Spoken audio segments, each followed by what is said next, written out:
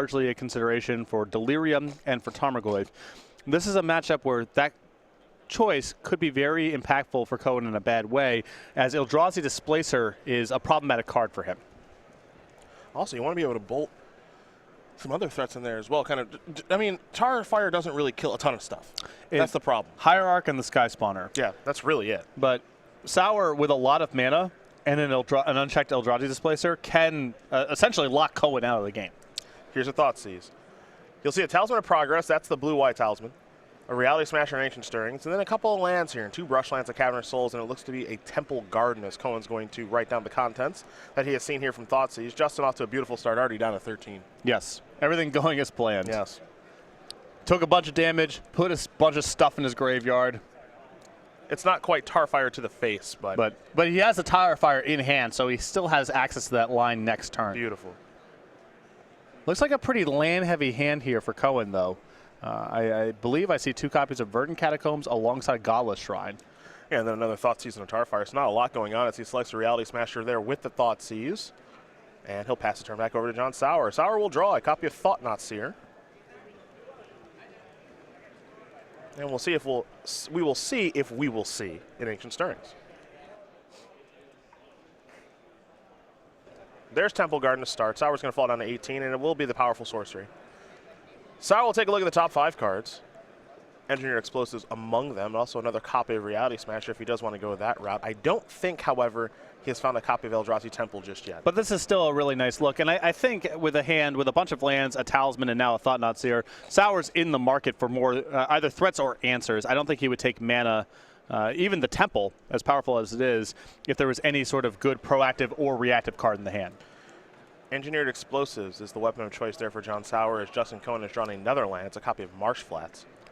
And a lot of pressure on Cohen here to, get on the battlefield early, as the late game doesn't really favor him. Sauer's deck a lot more redundant with threats, and a lot of his threats can effectively lock Cohen out of the game. So this land-heavy start with a lot of discard and no threats is bad news for Cohen. And they are making their way out to the another copy of Thoughtseize. Again on blue paper. Sauer will show him the goods here. A couple of lands, the Talisman's still there. The Thought-Knot Seer and the Engineered Explosives are new for Justin Cohen to look at. I mean, with this hand, I almost feel, well, my instinct is here to take the Thought-Knot Seer and hope that, the Sauer just doesn't draw any threats. You have a lot of time to draw out. The card might actually be Engineered Explosives, because the Thought-Knot Seer is not going to take anything of value. Most likely, Cohen could just cast any of the spells going forward. And any threat that he draws, either Death Shadow or Tarmogoyf, is going to outbrawl that Thought-Knot Seer. I like the selection of Engineered Explosives. As Cohen's going to fall down to 11. You can see his hand, it's just a Tarfire. He can cast that in response to the Thought-Knot Seer if he wants to. The rest of his hand is land, so that Thought-Knot not going to take anything impactful. It is a clock, but if Cohen is sort of leaning on drawing a threat card very soon anyway, then whatever. You have to imagine he'll draw something eventually. As here's a copy of Eldrazi Sky Spawner off the top there for Sauer. I think we'll see the Talisman here in just a moment. He'll play a Brushland first. Talisman will follow it up, and he'll just simply pass the turn back over to Cohen. Cohen will sacrifice that Verdant Catacombs. He's going to fall down to at least 10, maybe 8. How low will he go? All right, just 10. Yeah, he knows he's playing against the Thought-Knot Seer next turn. So if he were to play the Stomping Ground untapped, that puts him at 8, and now that Thought-Knot Seer is a 2-turn clock. And with the other lands that he has in his hand, if he draws a Death Shadow, it's very easy for him to take a lot of damage if he feels that's the line he needs to take. Justin will shuffle and present, and then he will be drawing a card for his 3rd turn of the game. Not a great start here for Cohen to kick off Sunday morning, but perhaps this draw step is willing to cooperate. Collective Brutality, it appears. That's a sort of. I mean, it's a way to convert the cards in his hand that aren't doing anything into something, but he knows the contents of Cohen's hand, of Sauer's hand, excuse me. And it's not like Collective Brutality is a great removal spell against Eldrazi either. And he knows he's about to be targeted by Thought-Knot Seer, so there's just not a lot going on with that card at the moment. Yeah, the question is just, I would imagine he may want to cast it with the intent of casting it and the Tarfire just to get him out of the hand preemptively. The question is, does he want to discard it all? For example, he could duress and drain for 2 if he feels like the lands in his hand don't do anything. Well, he's already sacrificing a fetch land here in Marsh Flats. He's going to fall down to 9, excuse me. Certainly not 19. Please make your way to the Gideon banner next to the Start SCG Tour feature match. Now imagine he's looking for the swamp, save a little bit of life. Okay. Cast the Collective Brutality, maybe discard a card, maybe not, depending on if he thinks the lands have any value, and leave up a red mana to Tarfire in response to the Thought-Knot Seer I think Cohen assumes is coming next turn. This round will begin in 30 seconds.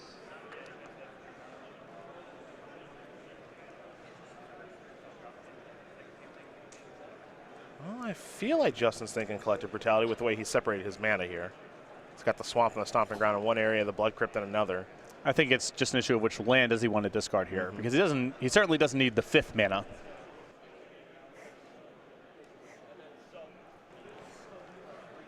Looks like he's going to discard the Godless Shrine. And here's Collective Brutality with Escalade, a card that we'll take a look at here.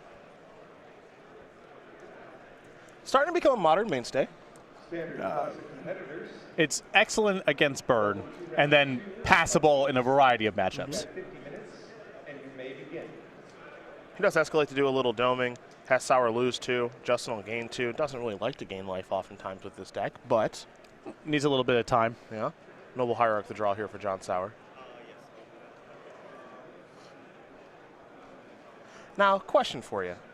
You have an idea. Well, Sauer does not have a good idea of Justin Cohen's hand.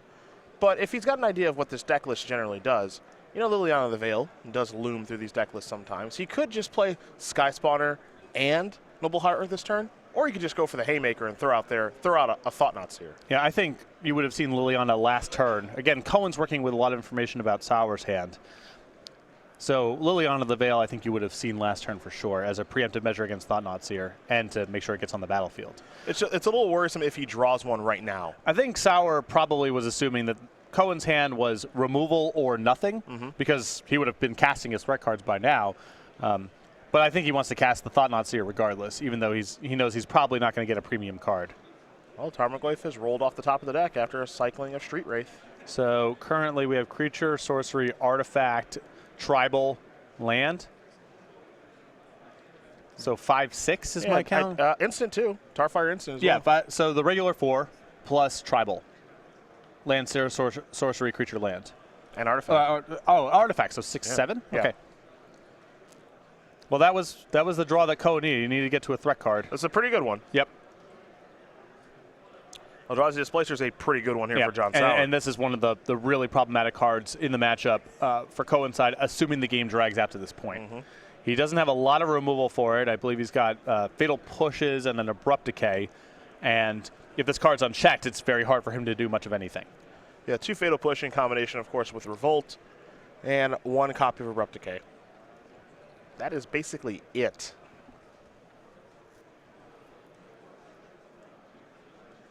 So now Sauer's got the decision. The more efficient thing to do, I think, is Noble Hierarch plus the Sky Spawner. But if he thinks Displacer is so good, he may want to play it now to avoid it getting tagged by Inquisition of Kozilek or Thoughtseize. Yeah, I like this line here a lot of just play the Sky Spawner, sacrifice the Scion, play the Eldrazi Displacer, pass the turn, mostly because I do not want Justin to appeal a discard spell to take the Displacer. This is the best of both worlds now. That he's efficient with his mana. He's got a flyer on the battlefield he can start attacking with next turn. The only concern I had about this line is he's down a chump blocker. Sure. And that could be valuable. But getting the Displacer in play, not having to worry about a discard spell, probably outweighs the concern about being down the Scion. And the nice thing here is that John gets to present lethal next turn. Yep. He's got 9 on the table. And he's got Displacer to get any blockers out of the way. So Justin would have to have drawn a removal spell. Yep. Sauer has the option of go and try to generate lethal next turn if that situation arises. And if not, he can play the Noble Hierarch, attack with the Sky Spawner, and sit behind his mana and Displacer. So he's got a very good setup here. There's Death Shadow. Yeah, so if Sauer has a land, lights out. Picked up another copy of Noble Hierarch.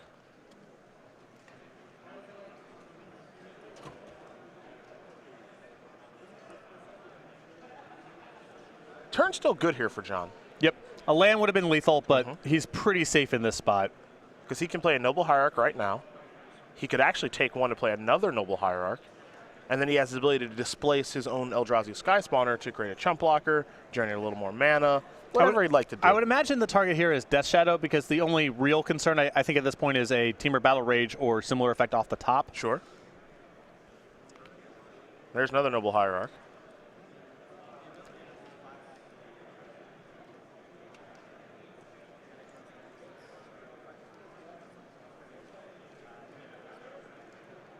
Looks like he's going to play pretty conservative here.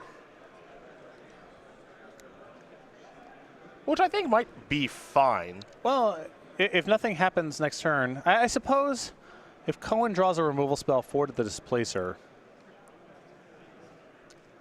Picked up a copy of Liliana the Veil, did Justin. I think the attack for 4 in the air was free. Or at least pretty gosh darn safe. I can see holding it back because he can lethal him next turn, now that he has access to double Displacer. But I think he could have got that shot in. Yeah, I'm trying to think of what the draw is, because Temur Battle Rage on the Tarmogoyf doesn't do it. Mm-hmm. Here are the attackers.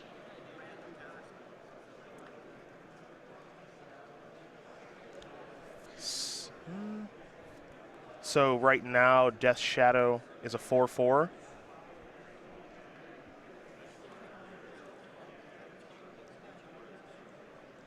See, the problem with this line is it doesn't really play around Temur Battle Rage all that well, since I guess his hand is for. I guess he doesn't have to use the Displacer. He can just do this. Yeah, if he displaces this, Temur Battle Rage on the Tarmogoyf doesn't kill him.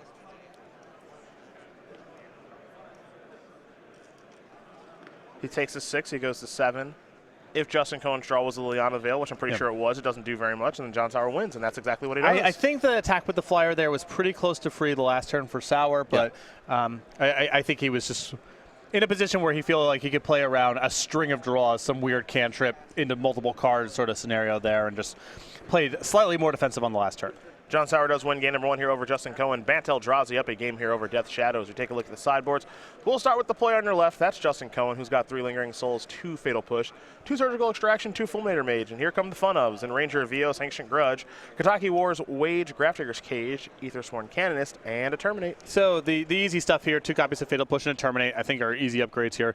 Then the question is, does Cohen think he can win the game going long? He can convert into a Lingering Souls, Fulminator Mage, Ranger of Eos style deck and try to drag the game out and overpower Sauer. I think that line is really hard for Cohen. I think even with the late game effects in his deck, Sauer still got a pretty dramatic edge in the late game. I would focus on just having a couple more removal spells, but Cohen may want to go into playing a deeper game here with cards like Ranger of Eos and Lingering Souls. For John Sauer, he has 3 Rest in Peace, 2 Blessed Alliance, 2 Disdainful Stroke, 2 Grafdigger's Cage, 2 Natural State, 2 Stubborn Denial, or Hurkyl's Recall, and a Warship. So the Blessed Alliance seems like a very easy card to bring in here. The fringe cases to me are the 3 copies of Rest in Peace. Cohen does do a lot of stuff with his graveyard, but it's also a blank if he's playing against Death Shadow, or it can be a blank. And then the 1 copy of Warship. If he thinks that Cohen is leaning on a lot of removal, Warship might be dodgy, but it's also potentially a single card lock, so that card may come in.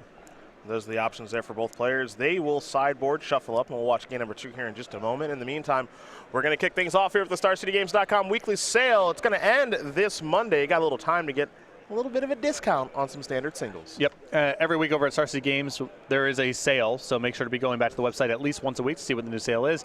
Wide range, it switches every week, so make sure to be checking back to see if your favorite cards go on sale. Right now, up to 50% off select standard singles. We will have a new sale at 11 a.m. Eastern, StarCityGames.com. Make sure you do check that out every single week, 11 a.m. East Coast time, as we head back down to our match here between Justin Cohen and John Sauer. Death Shadow, Bant Eldrazi, the 2 best performing decks thus far. A lot of weekend left, a lot of tournament left, but Death Shadow doing well, not much of a surprise. Bant Eldrazi, a deck that consistently kind of flies under the radar, but it's a pretty good deck. Yep, and this has looked like a very good metagame for main deck engineered explosives, as we have seen a lot of successful decks that are trying to flood the battlefield with really cheap permanents, and I'm sure that card has done a lot of heavy lifting for Sauer over the course of day 1. Card that has really impressed in this particular format, really good against just about everything in the format. Even combo decks like Storm have of course, their cost reducers and sometimes go towards empty the warrants, and their explosives even cleans up there. So it's a really nice card in this format. Yeah, it did work. We had Sauer on camera against Caleb Schur earlier on day one, and the copies of Engineered Explosives were able to answer Barrel, Chief of Compliance, in a spot where that was really significant. So even against the decks where you wouldn't expect it to be good, yesterday for Sauer, we saw it in action and be powerful. Take a quick moment here to talk about the StarCityGames.com newsletter as well. It is your source for Magic the Gathering news, and as most of you do know by now, it's free to sign up for. Yeah, it's your source for Magic the Gathering news with highlights from some of Star City Games' best articles, upcoming SCG Tour dates and locations. You can find the nearest Star City Games invitational qualifiers or game nights closest to you, an exclusive Cardboard Crack comic, and best of all, as Cedric mentioned, signing up is free over at go.starcitygames.com/newsletter. Justin Cohen, John Sauer, we're going to watch them play here in just a moment. 79 players in the day number 2 of competition here from Indianapolis. Healthy turnout as we sold out this event, just like we did Baltimore. So many thanks to all the players who did come out to the Indianapolis Convention Center here this weekend. Healthy attendance in our Sunday tournaments as well, and our standard and modern classics. Modern continued being a very popular format. I think everyone now kind of knows what they're signing up for and having a lot of fun as a result. Yes. I know there is some people that turn their nose up to Modern, but clearly popular among the Magic community as a whole. I'm not one of them. I love Modern. You gotta know what you're signing up for. I love it. Did I die on turn 3? Yeah. Yeah, I did. That's fine. The only criticism that I have about the format as a player, it can be dispiriting sometimes how much it feels like the die roll matters. That can be tough. Because in Legacy it matters too, but at least the ways of defending yourself for 0 and 1 mana are powerful enough that it's not a death sentence being on the draw, though play draw definitely matters. I mean, it's a format with Days and Wasteland. Those cards are very good on the play. Oh, are they? Much better on the play.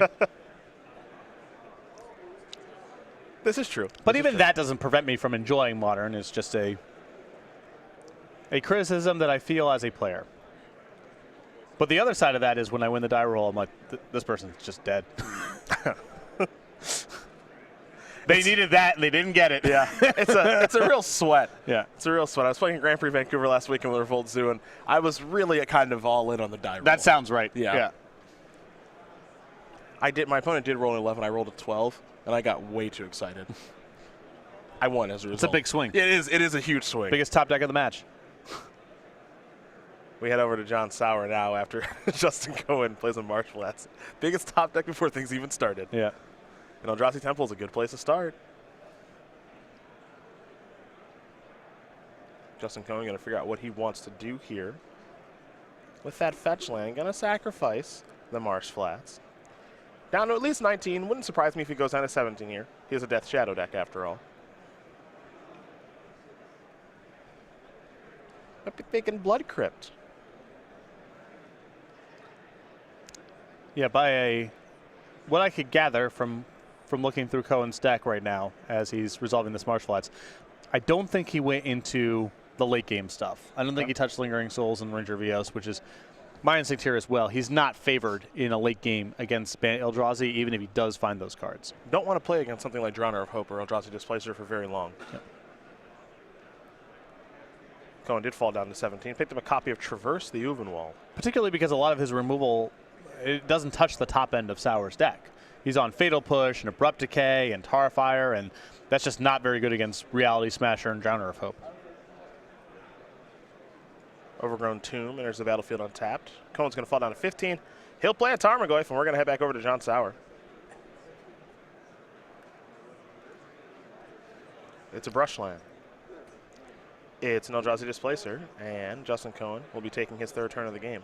We'll get the sizing on that Tarmogoyf and our Tarmogoyf die out there, so we know just how big that Lurgoyf is. Tarfire the draw. Modern constructed number You can 2 see Sauer's hand here. Very powerful, but he needs to draw a blue source of mana. And another land to boot. I think the rest of his hand right now is uncastable. From Modern constructed number 2. Just a baby Tarmogoyf right now, but it can grow pretty quickly. There's a Tarfire in hand for Cohen. He's got to traverse the Uvenwald. He can add quite a bit to it.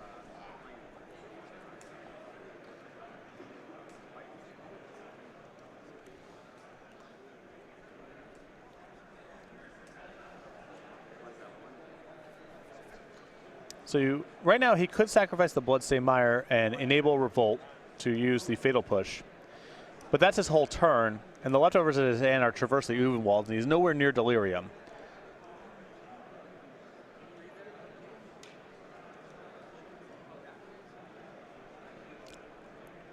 I like this attack because the Tar Fire can make the Tarmogoyf a 3/4. I couldn't block her in a million years. Yeah, I'll take the 1. Yeah. I'll take There's 1. nothing- Just come on. There's nothing you can get me to do to block right now. Displacer's unbelievable in the matchup. Just Take 1. it's free. I'll take a point of damage. Do you have any effects before damage?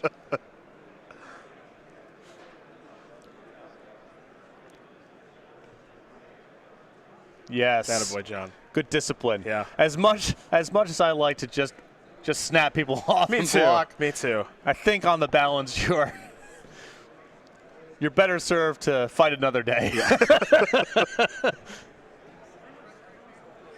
Bloodstained Mire here from Cohen's going to bring him down to at least 14. We'll see how low he wants to go. Like you, I do like to snap some people off. You're going to try to get a point on me? I respect thinking about it. Who likes to snap people off more, you or Todd Anderson? Todd Anderson. Todd for sure. You're not getting a point in on him. Here's Liliana, the last hope. Eldrazi Displacer is now a 1/2 as we head over to John Sauer. Drowner of Hope to draw. That's not a good one. Yep. Needs a land and needs blue mana.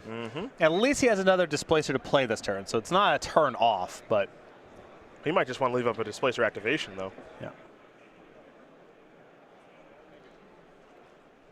So I think this line was a lot more efficient for Cohen last turn, just playing the Liliana and using all of his mana.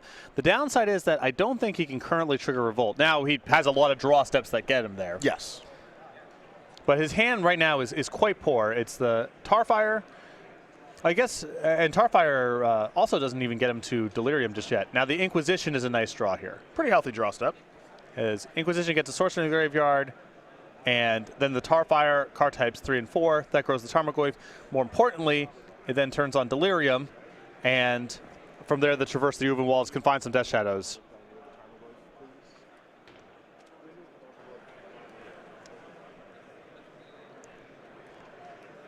The problem with this Inquisition draw, though, is that it does not do anything to enable the Fatal Push. Inquisition of Kozilek. It's a pretty good hand here for Justin Cohen to look at. Path to Exile, couple copies of Drowner of Hope. I think it's just Path to Exile and big stuff. Yeah. I guess there's the Sky Spawner, but against Liliana, that card's not doing a whole lot here. So I would imagine the card is going to be Path to Exile.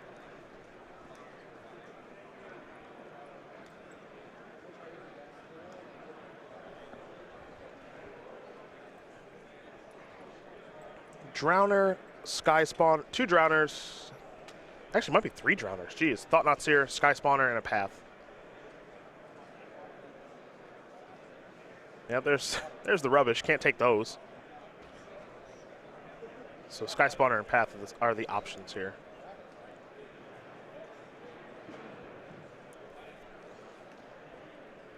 And it does suggest to Cohen here that he's got to focus on getting this game over with as fast as possible. Pretty much. As the Sauer starts putting together some lands and some blue mana, the leftovers here are going to be really hard for Cohen to compete with. 3/4 Goyf here.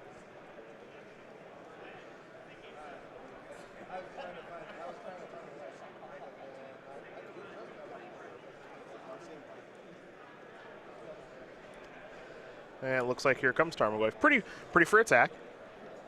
But Cohen taking his time. Oh, yeah.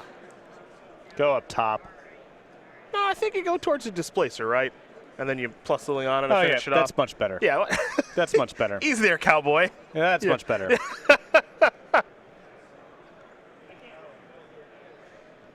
4/5. Excuse me.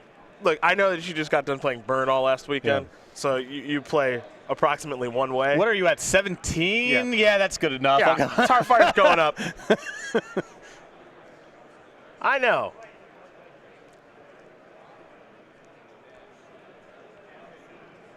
4 types now here for Justin. Plus Liliana, finish off the Displacer. There we go. And now he can traverse for Death Shadow if he'd like. I would actually assume that he's getting a Tarmogoyf here. Yeah. Sauer is going to be focusing his attacking energy for a while, I think, at just wearing down Liliana. And Cohen doesn't have a lot of enablers in his hand to make his life total go down. He's on a Fatal Push and another Traverse. So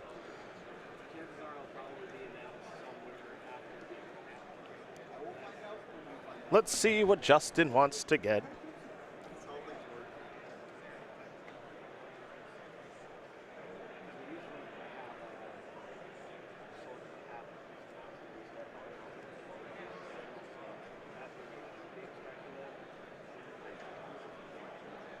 I might be thinking land. A little surprised by that. Polluted Delta. So I think the thought process here is get a land that triggers Revolt for my Fatal Push. Yep. I have another Traverse in my hand for a threat. I don't want Displacer to work its way into the equation this game at all. And you know what, John? Your hand's pretty bad. So I just want to get this over with if I can. He might even go get the basic Swamp here, yeah. Turn on Revolt, kill that now, keep on moving.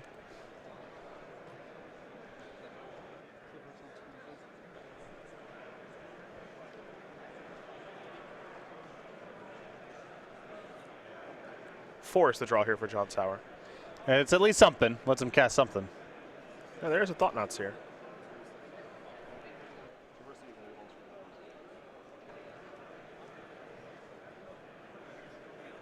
You see when it does have Delirium, it can search for any land non-basics, card. yes.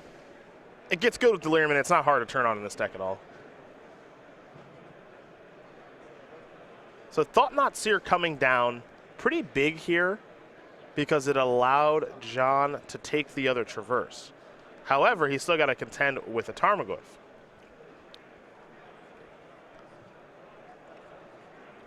Thump. As a reminder, Magic players, we are currently taking Inquisition. for today's 11 a.m. 3 Drowners in hand. So running lands, one of which makes blue mana, I think is kind of where Sauer's gotten to. Yep. wanting to play in one of these events, Or if he draws a path. Also fine. There's a lot of routes here. I think he should. Yeah, I think he should attack. I don't think he needs to go into chump blocking territory yet. And chump blocking seems not palatable to me. Yeah. I mean, getting into Liliana is not great. He's just going to go for the life total, pass the turn back. And what's interesting here, if he does draw a blue source, that's a pretty nice job of bridging the gap. Now, I think Cohen may have drawn another copy of Traverse. If that's the case, John Sauer's in a lot of trouble. Here comes Tarmogoyf again. John's going to fall down to 3. Justin is a reach-in. And now he's a cast-in, a Traverse the Uvenwald with Delirium yet again. Now, he only has 1 green source, so he can't search up and play a Tarmogoyf. So you already see him bring Death Shadow forward. Also, if he had a Gorkland Rampager in his deck to search for, he couldn't search for it and kill Sauer this turn because of a lack of a second green source. So now, just going to play a 4/4 Death Shadow, pass a turn back. John has drawn an Engineered Explosives. And the Explosives is part of the reason I think I would have preferred for Sauer to go after the Liliana. Some of his removal, like Engineered Explosives, puts things into the graveyard. So there is some value in wearing down Liliana on that axis in case Cohen needs to go to the Raised Dead mode.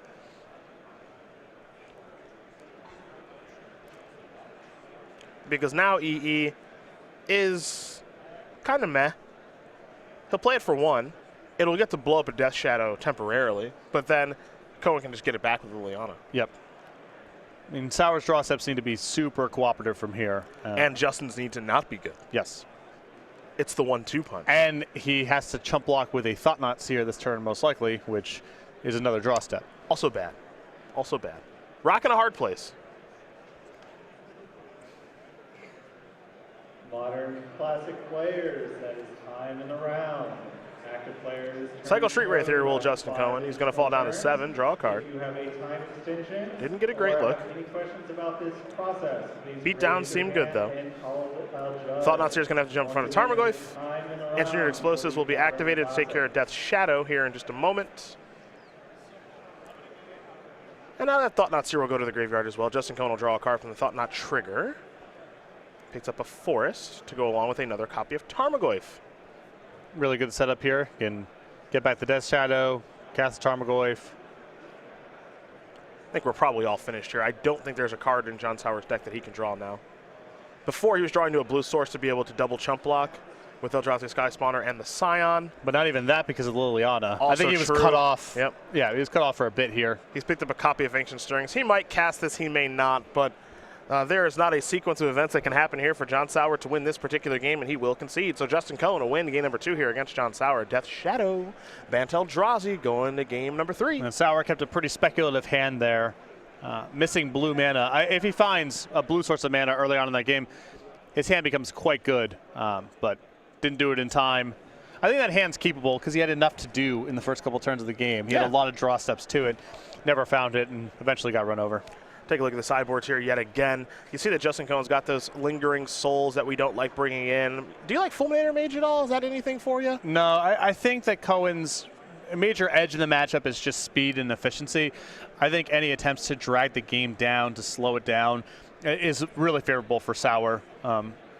Once Sauer gets to his top end, it's very, very hard for Cohen to compete. So I think in that over the course of that game, we saw Cohen go through his deck multiple times. I don't think I saw the Lingering Souls. I don't think I saw Fulminator Mage, and that makes sense to me. And I don't think John Sauer's going to change too much either. He's already starting to shuffle up here for game number 3. Taking a look at the sideboard, obviously a very important match here for both players as they're looking to make top 8. So they want to make sure they are ready to go, and we'll give them the time to do so. In the meantime, however, there is a pre-release that's coming up pretty soon. Amonkhet is almost here. We'll have previews coming out soon enough from Wizards of the Coast and from all the various content producers out there that are involved in Magic. But as most of you do know, Star City Games does kind of bolster the local pre-release experience. We'll be doing that yet again with our newest member of the Creature Collection. Say hello to the newest member of the StarCityGames.com pre-release exclusive Creature Collection, Amonkhet. Illustrated by fan favorite Andrea Radek, this solemn sphinx has claimed an honored place in the afterlife of Magic's newest desert oasis. Want this limited edition playmat at your pre-release? Have your local store contact StarCityGames.com by March 7th to get signed up today. For more information, visit go.starcitygames.com/pre-release to learn how to make your Amonkhet pre-release rise among the worthy. Go.starcitygames.com/pre-release for more information. As you see, Dan Musser walking away with a coffee and a match slip. Just business as usual for the Muss man. I believe X1 at this point. Yeah, Banteldrazi. We caught his one loss so far on tournament yesterday. Banteldrazi Mirror. Worship and Elspeth. And a whole bunch more. Yeah. Jeez. This deck, Banteldrazi, it's weird. So it kind of reminds me of like a rock deck, kind of. It's way better than that, obviously, because it has Displacer and Thought Knot Seer and Drown and all that stuff. But it's just this kind of 4-of deck to me. Yep. All good cards. You know, I'm not ever impressed by Eldrazi Sky Spawner, but it does play a role. If you get your stuff on the table against someone else who's playing to the table, your stuff's going to be better a lot of the time. Yeah. You have a little bit of removal and a little bit of interaction to pick apart their synergies or their stray cards that are better than yours. And otherwise, you're just trying to get Drowner of Hope and Reality Smasher lined up against Tarmogoyf. And this deck's very powerful and very effective at doing that. It's funny, you even take a look at the sideboard in the main deck. You know, it's called Banteldrazi, which implies it's 3 colors.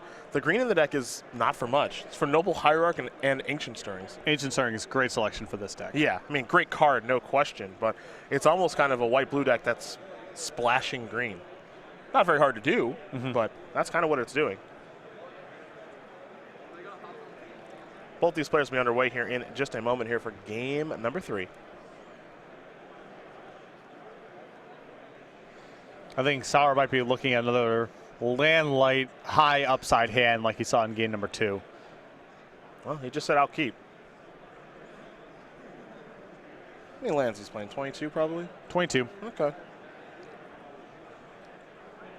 He's got Talismans and Hierarchs too. Yep. 4 Temple, a Gemstone Cavern, you know, a couple basics, a couple Pain lands, 4 Windswept Heath. Okay. Cohen taking a long look at it now. No waste in the deck. Mulliganing very challenging with Death Shadow. because of, one, the complexity of the deck, and two, you are often on baubles and street wraiths, which give you less information for what your opening hand really looks like. Draw step of Death's Shadow here for Justin Cohen. And you can see his opening hand here with a street wraith and a bauble. So not working with a ton of information for what his 7 actually will look like. Well, he cycled a street wraith into a stomping ground, so that might be helpful. It looks like Sauer kept a hand with no castables. He has Forest, Temple, and then white and blue cards. Love it. Let's do this. Cycle another street wraith into a bloodstained mire. This is where you love to cast a discard spell, see what you're working against. Yep. And you just see, I can't wait to see I'm going to lose this one. Because the Temple is a very threatening opening. It's very threatening. One could argue the best opening for the deck. But there may not be a follow-up. Bauble, Bloodstained Mire.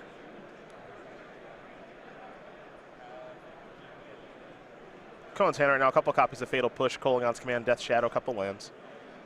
Sauer will draw. Ugh.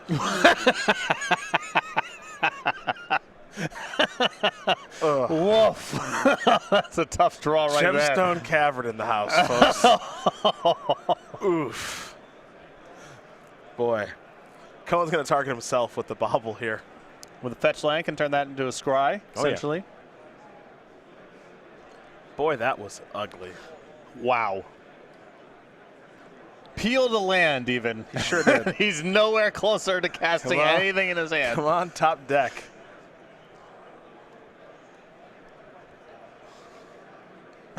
That was brutal. That was brutal.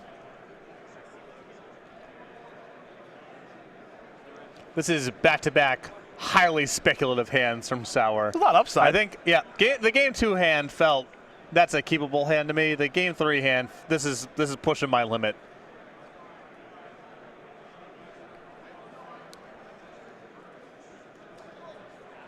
Cohen looks like he's going to sacrifice for the Bloodstained Mire here in just a moment. I think he may have missed his bauble trigger. Let's take a look at Mr.'s bauble.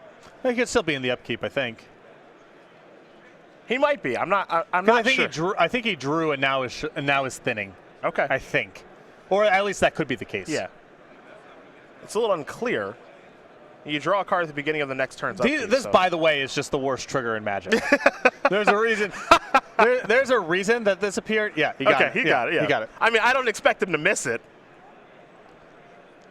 Even Magic's game design sensibilities in the late 90s, not the best by modern standards, said, we're not doing this anymore. Yeah. This is really bad. Delay trigger? Yeah. That resolves into upkeep, which is not a place where you often have to stop the action to do things. Here's Death's Shadow. 2-2 right now. Big draw. Big draw. Temple. Okay, I think that lets him cast the... well, he can cast the Thought-Knot Seer now, I think. Yes, he can. That's something. All right. Does he have Adhikar Waste? No, he does not have Adhikar Waste or Hallowed Fountain. Boy, boy, he could use one of those. What's the worst blue-white land in Magic? Because he would take one. The worst blue-white land. The one in Ice Age, the Lava Tube cycle. And he would take it. That land's pretty bad. Okay. What's the Bant part of the Wizard School cycle from Homelands? That's what you're here for. Makes it colorless even. I mean, he would definitely play with that. Yeah, that's what you're here for, man. Is it on Hava something or other? I don't know. I don't know. But he would take that in a heartbeat. Yeah. Let's go back over to Justin Cohen. Whatever the blue-white land is from Kamigawa, because that land's horrible, just doesn't untap. Yeah. A lot of cycles of lands that don't untap. Yeah. I mean, this is going to bother me. I think it's Anhava something. Someone on social media knows. Get at us. Hashtag SCGINDY. Here comes Death Shadow. The Wizard School part of the cycle.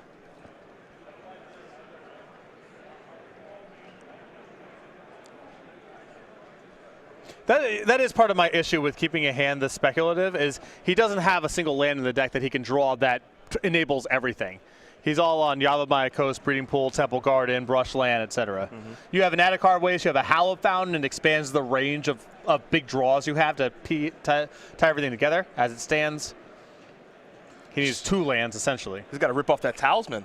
Yeah. That's what it yeah, is. the talisman does it. Yeah.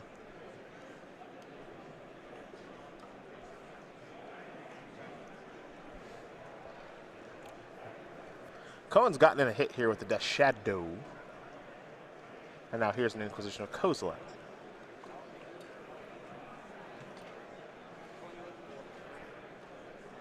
Path to Exile, Eldrazi Displacer times 2. The disgusting Gemstone Caverns. And a Drowner of Hope is the hand here for John Sauer. So Cohen, I think, is still sitting on a little bit of removal. Hi, Cohen, I guess just checking to see if this can actually do anything. It cannot. No, it cannot. For the record.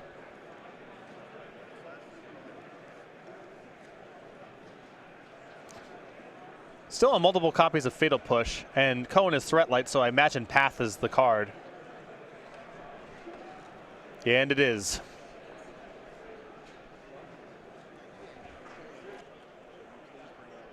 Modern Classic players, if there is no one... There it is. Boom. Ace and Abbey? First of all, taps for colorless mana, so Sauer's already in the market for this. You got to work for the other colors, man. Oh, yeah. There's a reason these cards didn't show up a whole lot. Two tap? Yeah. For a blue or a green? Why is the white one cheaper than the other two? Because the cycle is tap for a colorless, tap it in 1 to make a mana, or tap it in 2 to make the allied colored mana. There are 5 of these in Homelands. So Wizard School, for example, is tap 1 and tap it in a colorless for a blue, or tap it in 2 for white or black. This is the worst card I've ever seen. That's not true. This is it. If Sauer could put it on the top of his deck right now, he would. So don't tell me it's the worst card you've ever seen. That is the worst card I've ever seen. He would pay money out of pocket right now to put that card on the top of his deck. My goodness. Sauer's turn was just a pass. Justin Cohen going to sacrifice a fetch land. It'll be a Verdant Catacombs. That'll bring him down a little bit lower, which means Death Shadow's going to get a little bit larger. Yeah.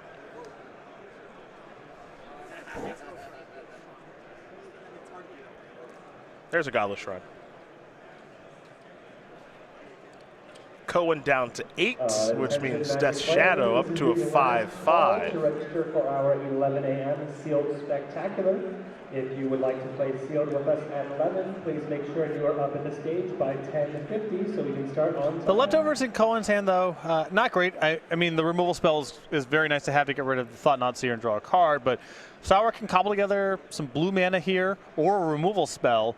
We're kind of in draw-go territory for the time being. Yeah, 3 Fatal Pushes right now in Cohen's hand. That's a lot of those.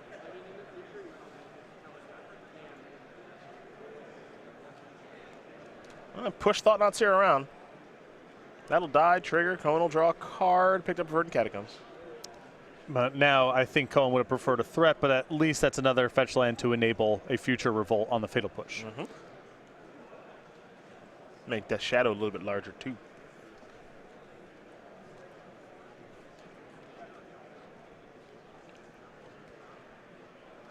Yeah, Kolaghan Command myself, thanks. Yeah, you discard a card and I'll take 2 Yep. or whatever. Wasn't sure if we were going to see it, but I actually think we are. I mean, it's mana efficient. Let's Cohen tap out this turn. That is true.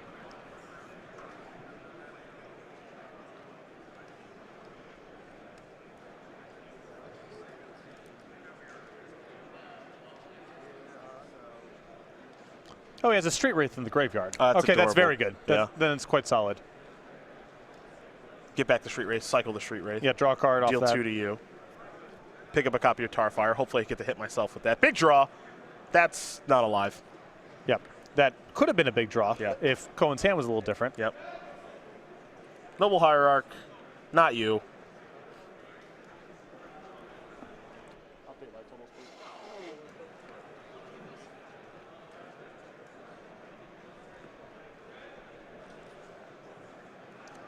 Cohen at 6, Sauer at 9. 13 minus 6 means that Death Shadow's a 7/7. I think this is I think lethal. he's just dead, yeah. Yeah, I think between the Fatal Push for a Noble Hierarch and the Tarfire going in either direction, this should be lethal in a moment.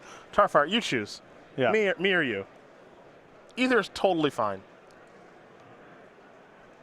Fatal Push there. You can sacrifice a fetch land here.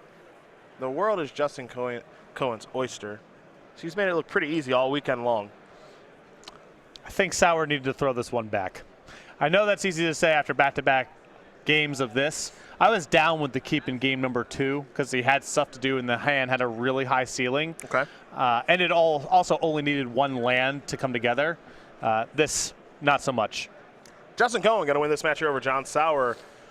2-1. Death Shadow will take care of Bant Eldrazi. Some questionable hands kept there by Sauer. I agree with you. I think game 2 I would keep it. Heck, even game 3 I might keep that hand too. It's got an Eldrazi Temple. There's some upside there. Well, yeah, if he had more access to blue and white mana off of one card, that would be different. But because we're only talking about 2 Talisman of Progress to glue that hand together, because he was on Forest plus the Temple. Yep. And his hand was all white and blue cards. I guess you could talk yourself into thinking that Noble Hierarch is a draw step that also gets you there, but that's unlikely. That's because gonna Tar die a lot. Fires and Fatal Pushes and Liliana of the Veils. Yeah. So you're really drawing to 2 copies of Talisman of Progress or multiple cards to get to blue and white mana. And I think once the hand is that speculative, you got to go back and get a 6-card hand. Yeah, I mean, Caverner's Soul is also an option. That can fix things. Yep. We can't forget about that. Yeah, Cavern's in play, and there's 3 copies in the deck. Okay. But we're still drawing very thin to a functional hand. Because there's only so many cards in the deck that generate both blue and white mana, and the hand needs it, and it needs it really fast because of the matchup. It's not like you have all the time in the world to draw out. Yeah, that's true. Death Shadow continues to Death Shadow. Looked impressive yet again. The nice thing about this deck, too, as we've seen so many times, just it's kind of flexibility and all the things that it can do. It's got a lot of spot removal for 1 mana. Kolaghan's Command plays very well in the deck. You do have to keep some kind of weird hands with Street Wraith and with Bobble. So, you know, that part of it is a little bit strange. But once you kind of overcome that hurdle, it's a really good deck. Yep. I mean, that is the major drawback of cards like Urza's Bobble and Street Wraith that I don't think people discuss enough. Is just the lack of information on your opening hands. You end up with, 2 mystery cards and 5 cards, and sometimes those hands are no lands or 2 lands, and if one of the top cards of your deck is a land, you have a land-heavy hand that maybe you would have sent back. That said, those cards are so powerful in those decks for a variety of reasons, and with the fetch lands, with fetch lands, the Urza Bobble on yourself, you can assemble a Scry.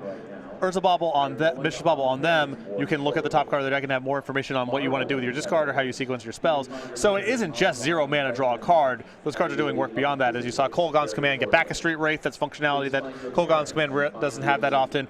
And Cohen was working with a lot more information about how he wanted to sequence his spells because he was able to look at the top card of his own deck or Sauer's deck as appropriate. It's break time here from Indianapolis. When we do come back, of course, it's players to watch and round number 11 of action. So we'll see you guys back here for all that. Just